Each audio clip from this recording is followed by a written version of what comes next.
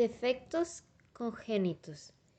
Estos son trastornos estructurales, tanto como conductores, funcionales y metabólicos presentes al nacer. Se utilizan términos como teratología y dismorfia. Estas anomalías están presentes en el 3% de los seres nacidos y los defectos congénitos son una causa de mortalidad infantil, con un 25% de las muertes en esta población. Estas deformaciones se pueden ver en cualquier parte del mundo, sin importar etnia, raza o región geográfica. Estos defectos congénitos pueden ser causados por varios factores. Uno de ellos puede ser el factor ambiental, que abarca un 15%. El factor genético abarca un 30%. Las que derivan de una interacción ambiental, como la susceptibilidad genética de la persona, abarca un 55%. Las malformaciones menores afectan a un 15% de los neonatos. Sus anomalías son microtia, que se puede apreciar en la imagen, que son pabellones estructurales pequeños. Otra de ellas son las máculas pigmentadas, que igual se pueden apreciar en la imagen, y las hendiduras palpebrales cortas, pero estas no dañan a la salud. Por ejemplo, los neonatos con una anomalía menor solo tienen un 3% de riesgo de presentar otra mayor que esta, y los que padecen dos anomalías tienen un riesgo del 10%, pero con 3 o más anomalías el riesgo se eleva a un 20%.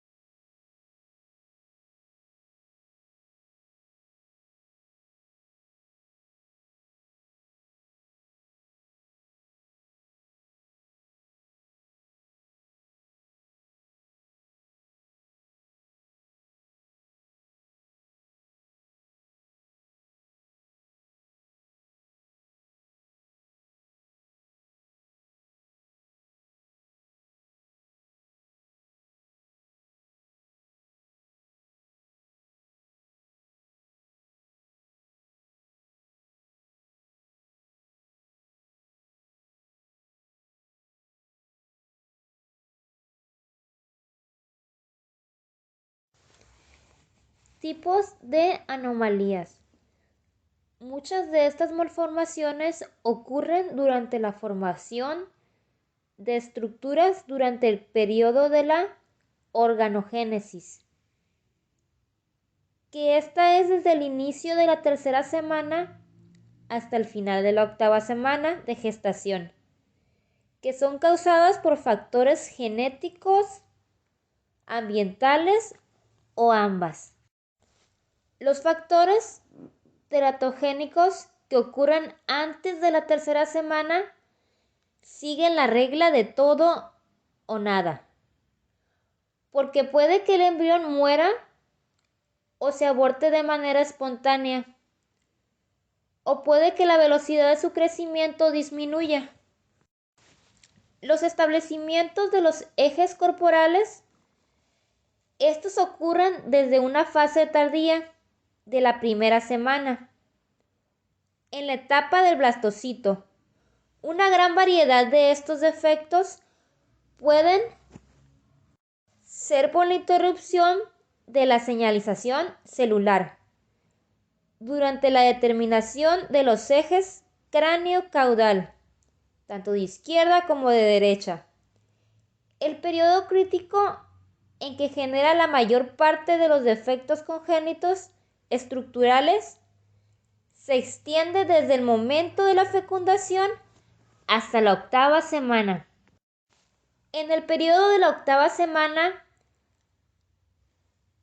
y hasta su nacimiento, la exposición a un factor tóxico no suele producir defectos estructurales, porque los sistemas orgánicos ya se formaron.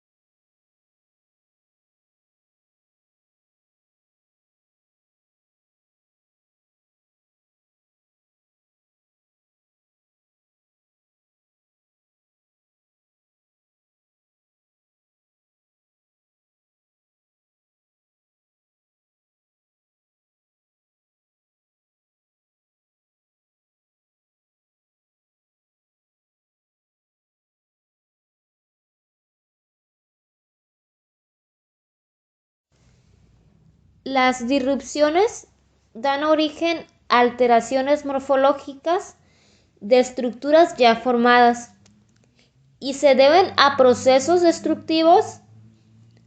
Los accidentes vasculares que determinan los defectos transversos en las extremidades y otros producidas por bandas amnióticas, por ejemplo, de factores destructivos que generan disrupciones.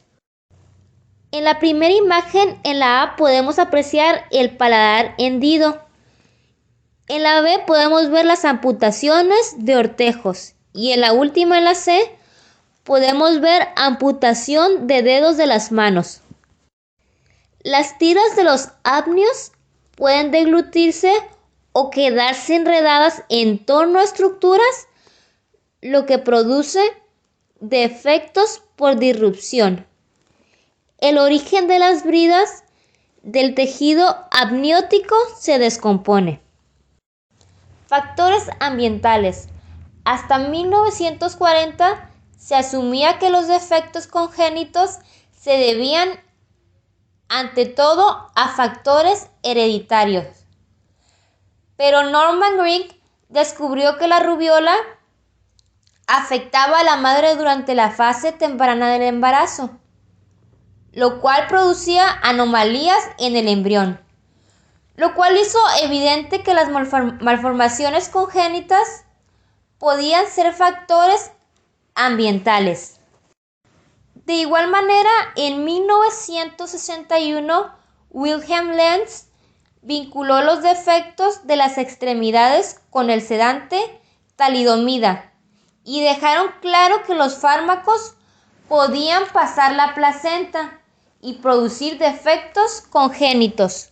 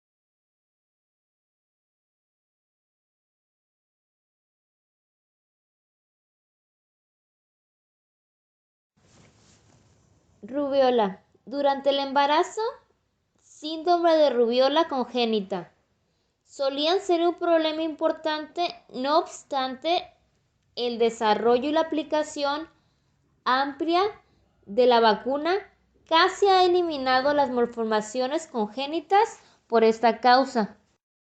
De igual manera tenemos el citomegalovirus. Esta es una amenaza grave.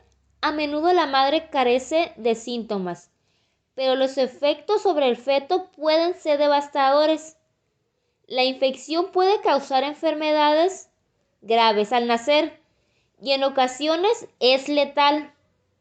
Por otra parte, algunos neonatos son asintomáticos al nacer, pero desarrollan anomalías más tarde como la pérdida auditiva, la disfunción visual como discapacidad intelectual. También podemos encontrar la hidrocefalia intensa. Esta está con sobreposición de suturas craneales, piel redundante en el cuero cabelludo y en la parte posterior de la cabeza y prominencia del hueso occipital, adelgazamiento de la corteza cerebral con giros anormales y calcificaciones subcorticales. De igual manera tenemos la radiación ionizante. Esta provoca la muerte de las células en proliferación rápida, de tal manera que es un modo teratógeno potente, capaz de producir casi cualquier tipo de defecto congénito, lo que depende de la dosis y la etapa de desarrollo en que se encuentra el producto al momento de la exposición. También podemos ver que las drogas ilícitas, el alcohol y el tabaco. Uno de los problemas de la sociedad actual es el efecto del uso materno de drogas de consumo social, como la dietilamina de ácido lisérgico y la inflexiclidina, o mejor conocida como polvo de ángel, la marihuana, la cocaína, el alcohol y el tabaco, sobre el desarrollo embrionario como fetal. En la imagen que se puede apreciar, podemos ver características faciales de una niña con síndrome de alcohólico fetal, que incluye el desarrollo deficiente del filtrum, labio superior fino, depresión del puente nasal, nariz pequeña, como aplanamiento del macizo facial medio.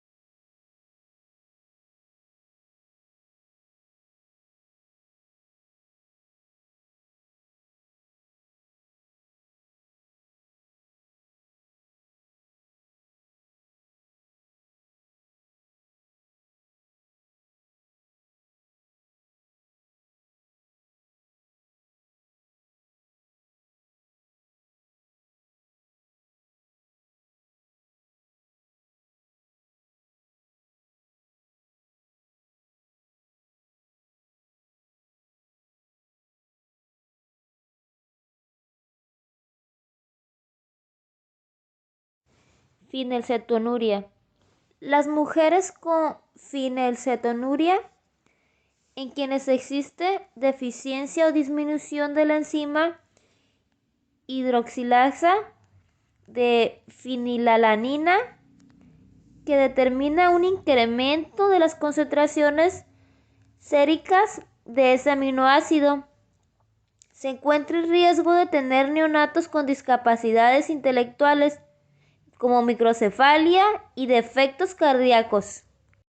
Y en las deficiencias nutricionales, si bien se ha comprobado que muchas deficiencias nutricionales, en particular las vitaminas, son teratogénicas en animales de laboratorio, la evidencia de la causa y los efectos específicos en el humano es más difícil de documentar.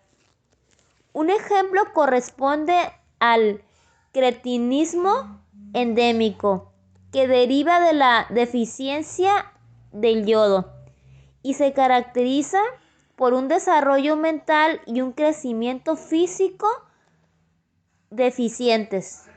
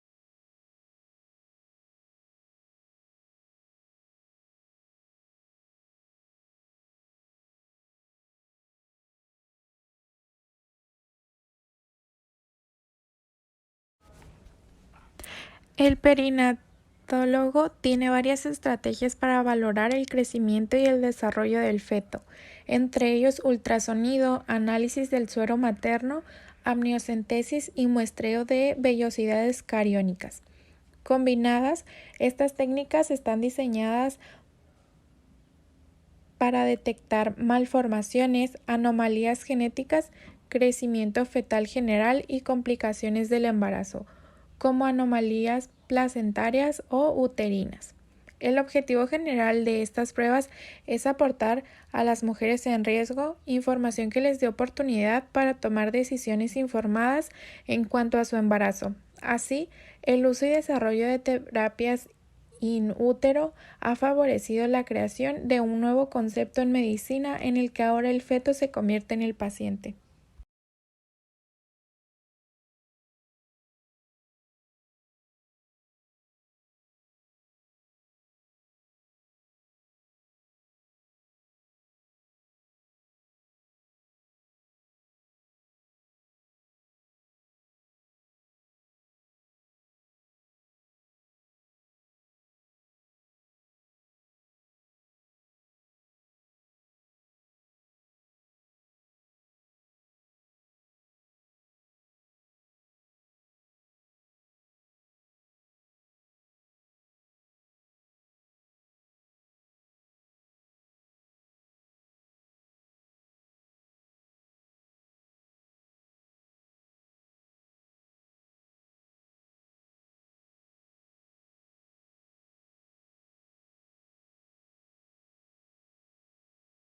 Ultrasonografía. La ultrasonografía es una técnica relativamente no invasiva que ocurre a ondas de sonido de alta frecuencia que se reflejan desde los tejidos para generar imágenes. La exploración puede realizarse vía abdominal o vaginal. La técnica surgió en la década de 1950. Ha avanzado hasta el grado en que es posible detectar el flujo sanguíneo en los vasos de un gran calibre, el movimiento de las válvulas cardíacas y el flujo líquido por la tráquea y los bronquios. La técnica es segura y de uso frecuente, por lo que alrededor del 80% de las embarazadas en Estados Unidos se somete al menos a un estudio de este tipo. Existen parámetros importantes que revelan que el ultrasonido incluye características de la edad y el crecimiento del feto, presencia o ausencia de anomalías congénitas, condición del ambiente uterino, incluida la cantidad de líquido amniótico, implantación placentaria y flujo sanguíneo umbilical, y presencia de gestaciones múltiples. Todos estos factores se analizan para determinar las estrategias apropiadas para el control del embarazo. La determinación fetal y su crecimiento son cruciales para planear el control del embarazo. En particular, en fetos con peso bajo, los estudios muestran que la detección y control mediante el ultrasonido en las estaciones de fetos con peso bajo permiten reducir el 60% de la tasa de mortalidad respecto de un grupo que no se sometió a este tipo de contrato.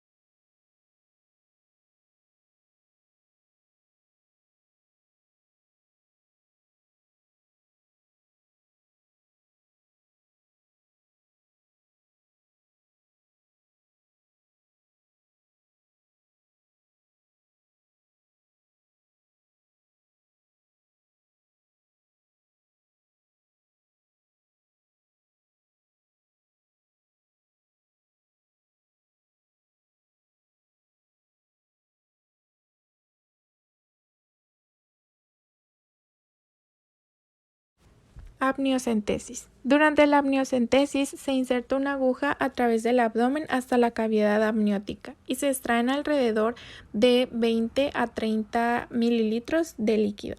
Por la cantidad de líquido que se requiere, el procedimiento no suele realizarse antes de las 14 semanas de gestación. Existe un volumen suficiente que evita poner en riesgo al feto. Estudios recientes sugieren que el riesgo de pérdida fetal relacionada con el procedimiento es bajo, de 300 a 500, pero suele ser incluso inferior si lo realizan profesionales y centros con gran experiencia en la técnica. El líquido obtenido se analiza para identificar factores bioquímicos como alfa-fetoproteína y acetilcolinesterasa. También pueden recuperarse células fetales que se desprenden hacia el líquido amniótico y utilizarse para cariotipo, edificación en metafase y otros análisis genéticos.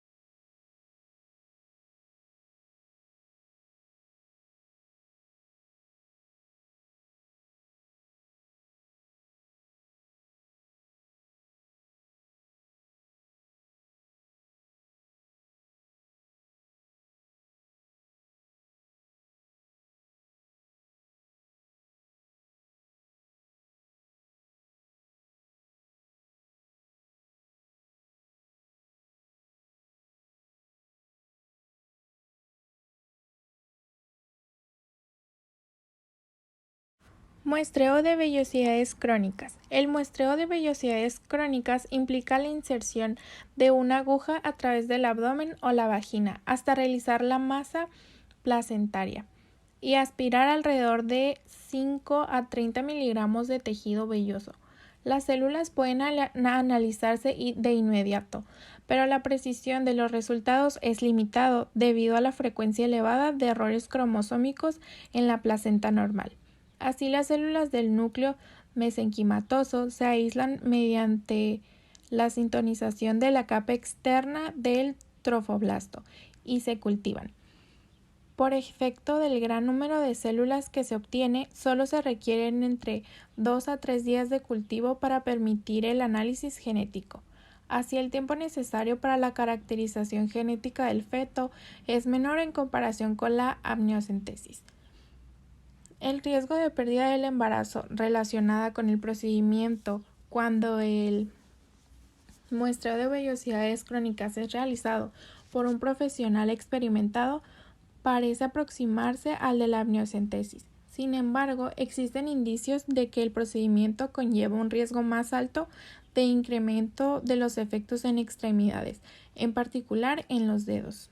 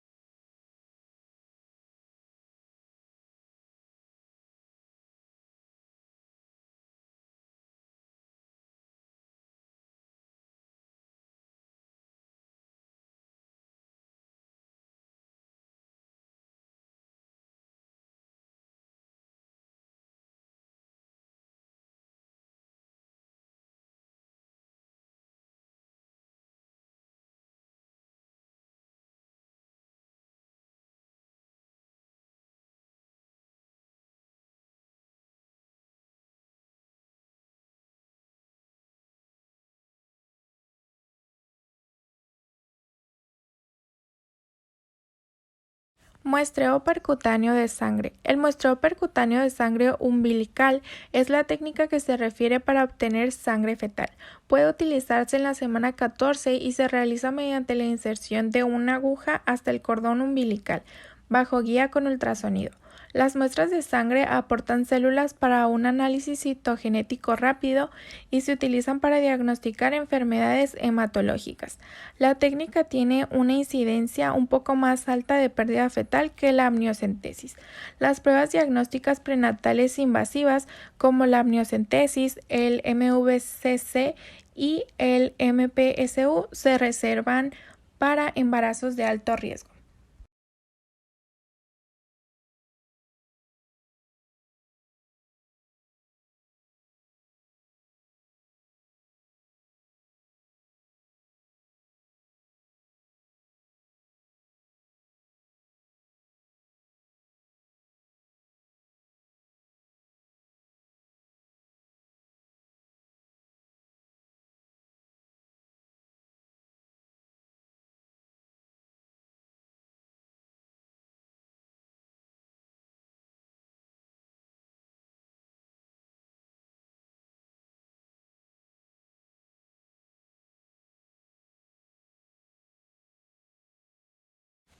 Pruebas para la detección en el suero materno.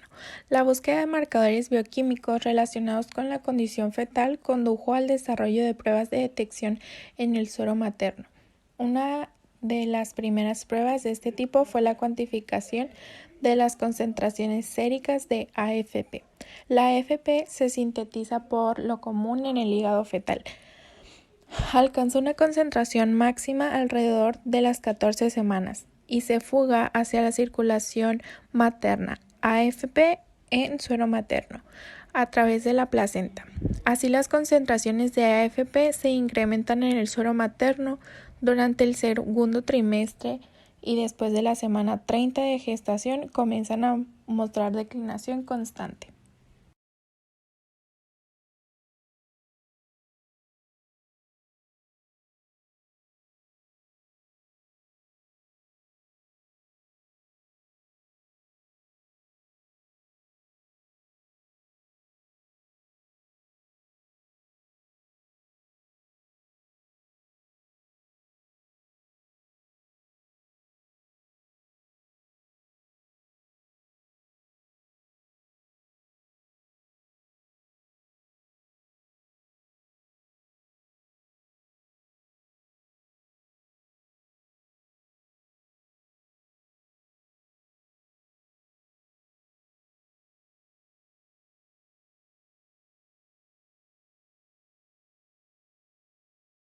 Estudios para detección prenatal no invasivos. En la actualidad es posible aislar células fetales y ADN a partir de la sangre materna, con el objetivo de detectar anomalías genéticas.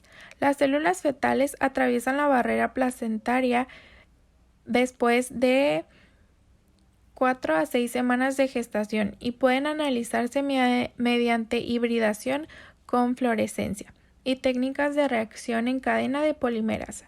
Sin embargo, el aislamiento de un número suficiente de células a partir de la sangre materna ha sido complejo.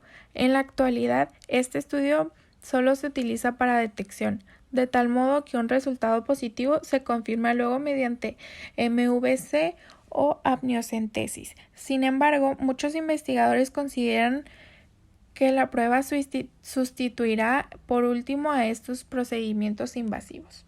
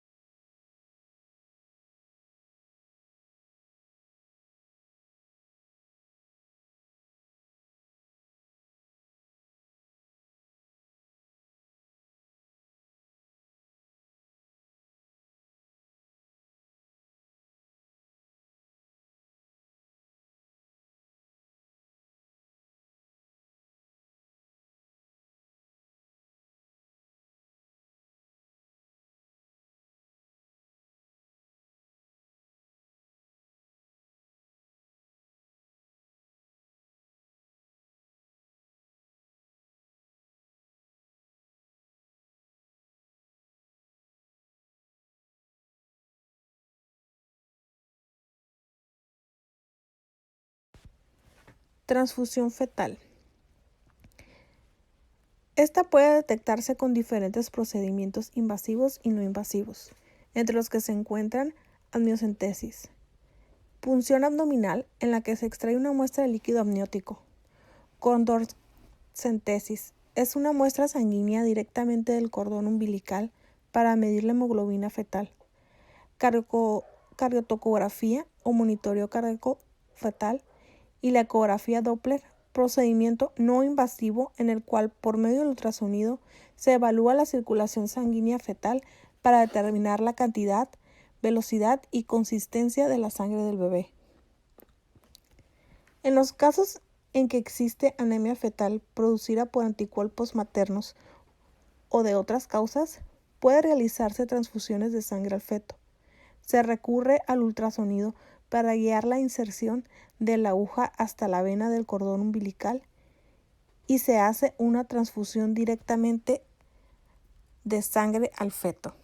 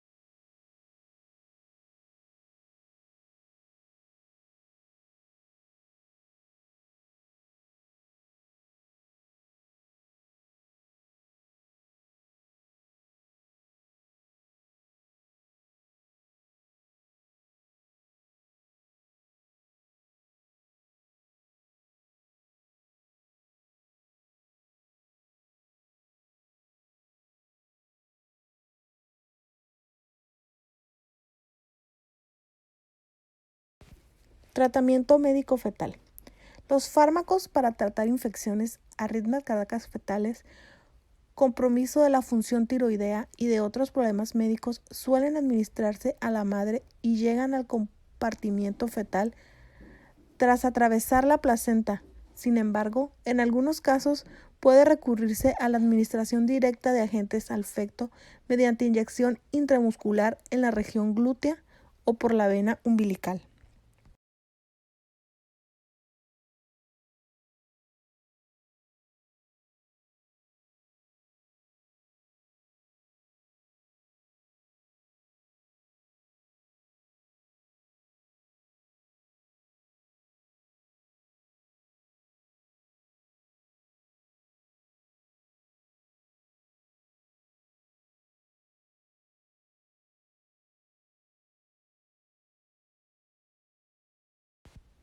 Cirugía fetal.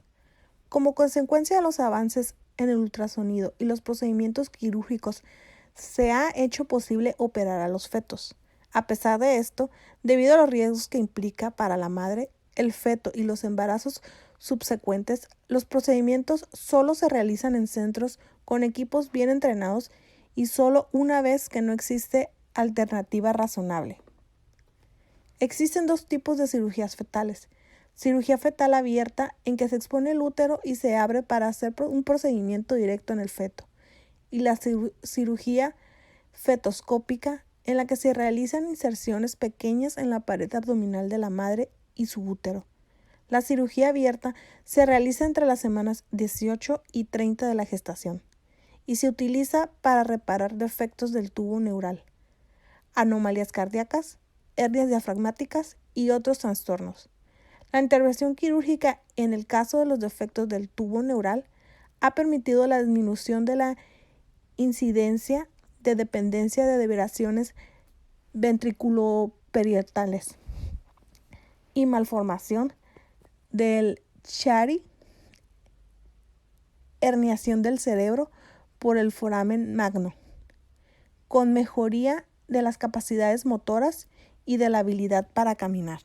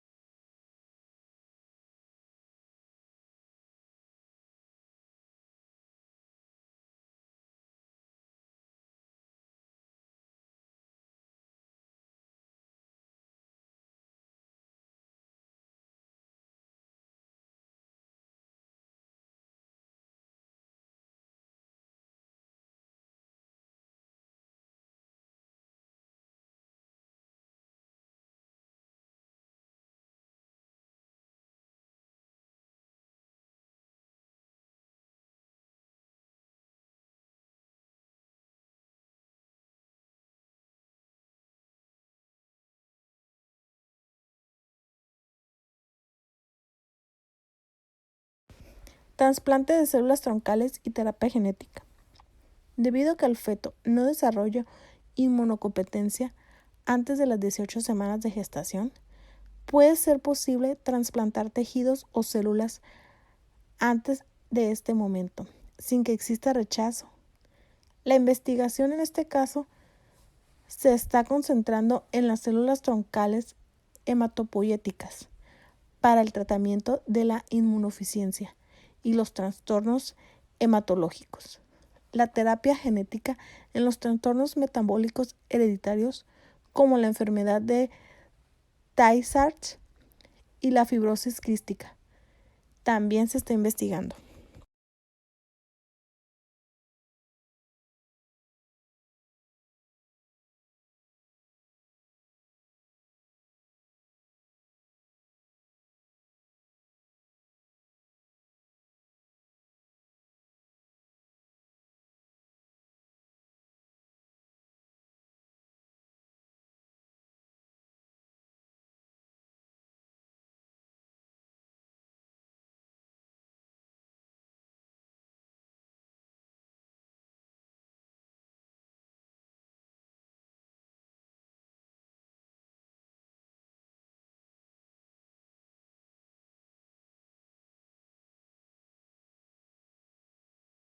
Resumen, se sabe que distintos agentes y factores genéticos causan malformaciones congénitas, y cerca del 3% de los nacidos vivos tiene algún defecto de nacimiento. Entre los agentes que pueden inducir defectos congénitos se encuentran virus, como por ejemplo el Rubiola o el Zika. Entre otros factores también puede variar la radiación, algunos fármacos, entre otros.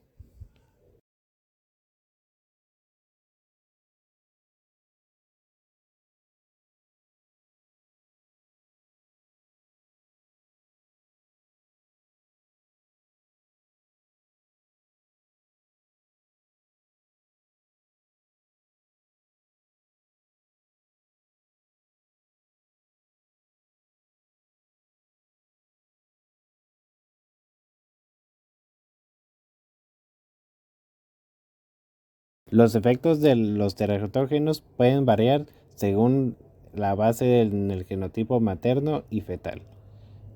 La fase del desarrollo en que ocurre la exposición y la dosis durante la exposición al agente.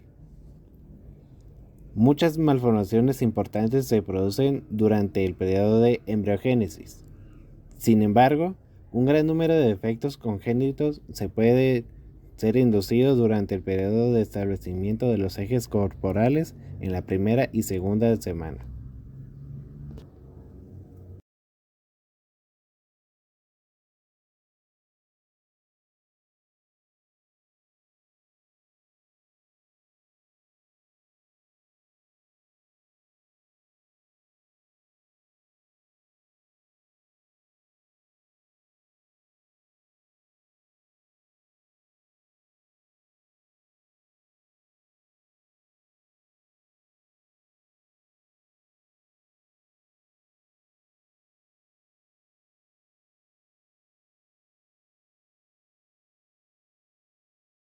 Actualmente, en la medicina moderna se dispone de muchas técnicas para valorar el crecimiento y la condición del desarrollo del feto. Una de esas técnicas viene siendo el ultrasonido, el cual permite saber de forma exacta y precisa la edad fetal, parámetros de crecimiento y detectar muchas de las malformaciones. Otra de las pruebas que actualmente se hacen son las pruebas de detección en el suero materno, la cual sirve para otros marcadores, permiten identificar la presencia de defectos del tubo neural u otras anomalías.